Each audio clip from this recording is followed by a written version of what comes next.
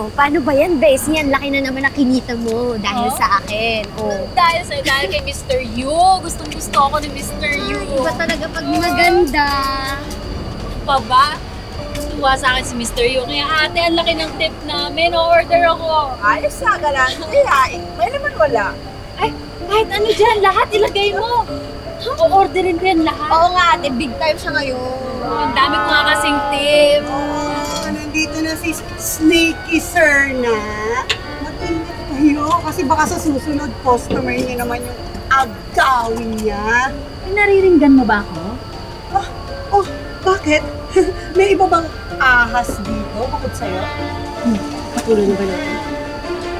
Ahas pala ah! Walang iya ka! Halika dito! Ha? Ano ka ha? Ay, ba't ka nag-aaway ni Lugaw? Ba't ako? Sinong ahas? Sinong ahas ha? Dito ka! Dito ka!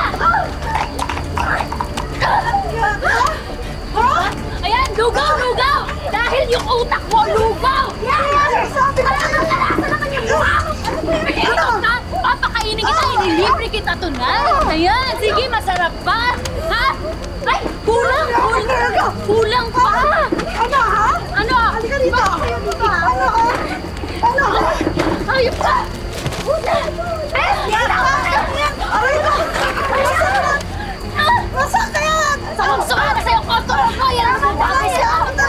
Okay, kita ka tawaran! Masakit talaga! Tama ba? Masakit? Yan ang babagay sa'yo. Yan ang babagay sa'yo. Ikaw, walang yan. Agaw ka ng customer! Wala, hindi ko kasalanan. Ayaw ka naman ng customer mo.